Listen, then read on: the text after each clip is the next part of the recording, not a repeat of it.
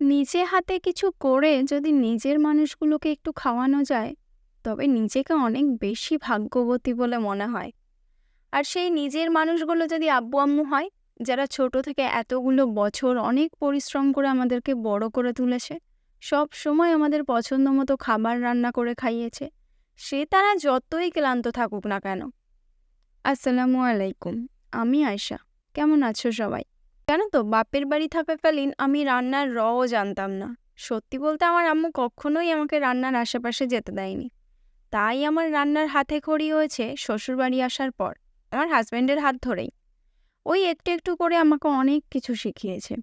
যেহেতু আমি কাল কলকাতা যাব আর আব্বু আম্মুর সাথে একটু দেখাও করে আসব, অনেক দিন ওদেরকে দেখিনি, প্রায় 3 মাস হতে এলো। আরও বাড়িতে আমার কয়েকটা কলিজার টুকরা আছে যাদেরকে আমি খুব মিস করছিলাম।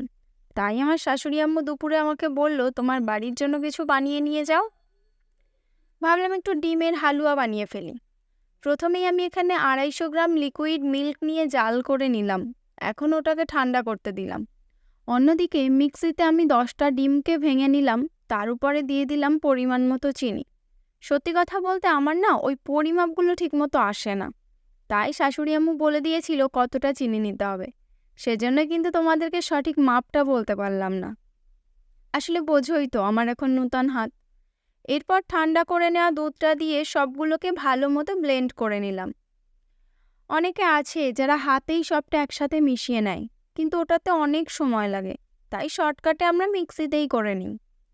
এরপর গ্যাসে একটি পাত্র বসিয়ে তার মধ্যে দিয়ে দিলাম ওই ডিমের পেস্ট। গ্যাসের ফ্লেম লো টু মিডিয়ামে রেখে এখন এক টানা যুদ্ধ করতে হবে এগুলোর সঙ্গে।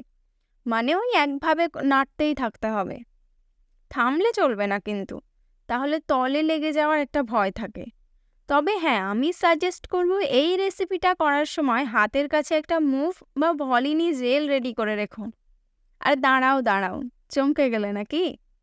ওই জেলটাই রেসিপিতে কোনো কাজে লাগবে না, তবে এটা কমপ্লিট করার পর তোমার কিন্তু অবশ্যই কাজে লাগবে। বুঝতে পারোনি তো?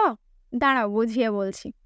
আসলে এত বেশি পরিমাণ এখানে এই পেস্টটাকে নাড়তে হয় যে হাতে খুবই ব্যথা করে, তাই বললাম আর কি।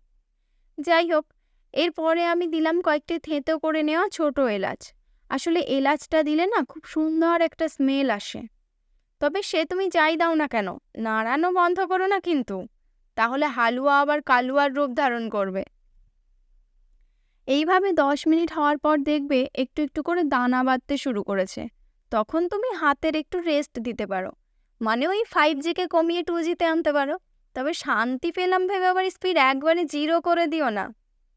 জানো তো, এটা আমি প্রথম খেয়েছিলাম কখন? যখন আমরা প্রেম করতাম তখন আমার শাশুড়ি আম্মু একদিন এটা করে পাঠিয়েছিল, আর আমার হাজবেন্ড দেখা করতে এসে খাইয়েছিল। প্রথম দিন খেয়ে আমার তো খুব ভালো লেগেছিল। এখানে আসার পর আমি আম্মুর থেকে এটা শিখে নিয়েছিলাম, কারণ আমার হাজবেন্ডও খেতে খুব ভালোবাসে। আর আমার তো মিষ্টি হলে কোনো কথাই নেই। ঘুরতে ফিরতে কখন যে টুকুস করে সব শেষ হয়ে যায় বুঝতে পারি না। যাই হোক, দেখো তোমাদের সাথে গল্প করতে করতে আমার হালুয়া প্রায় শেষের দিকে। সবগুলো কেমন দানা বাঁধতে শুরু করেছে। এরপর এর মধ্যে দিয়ে দিলাম একটু ঘি। এদিকে ওই পেস্ট নাড়তে নাড়তে আমার হাতে খুব ব্যথা করছিল, তাই আমার হাজবেন্ড এসে একটু আমাকে সাহায্য করছিল। ওই আর কি একটু নাড়ছিল। আর আমার ননদ ভ্লগ বানাচ্ছিল। ঘি দিয়ে একটু নাড়াচাড়া করে আরও কিছু সময় রাখলাম, যাতে জল জল ভাবটা একবারে শুকিয়ে আসে। এভাবে 5 মিনিট জাল করে মাঝে মাঝে অল্প অল্প করে নাড়িয়ে নিতে হবে। দেখো, ডিমের হালুয়া তৈরি হয়ে গেছে। এটা করতে খুব বেশিক্ষণ সময় লাগে না বা খুব বেশি কোনো উপকরণ লাগে না। হাতের কাছে থাকা সামান্য কয়েকটি উপকরণ দিয়ে বানিয়ে নিতে পারবে এমন মজাদার একটা রেসিপি। এইভাবে একবার ট্রাই করে দেখো, কথা দিচ্ছি অনেক ভালো লাগবে। আমি এর সঙ্গে আরও একটি জিনিস বানিয়েছিলাম আব্বু আম্মুর জন্য। কী বানালাম সেটা জানতে হলে দেখতে হবে পরের ভিডিওগুলো। আজকের জন্য এইটুকুই। দেখা হচ্ছে পরের ভিডিওতে। ভিডিওটি ভালো লাগলে লাইক, শেয়ার অ্যান্ড সাবস্ক্রাইব করতে ভুলো না।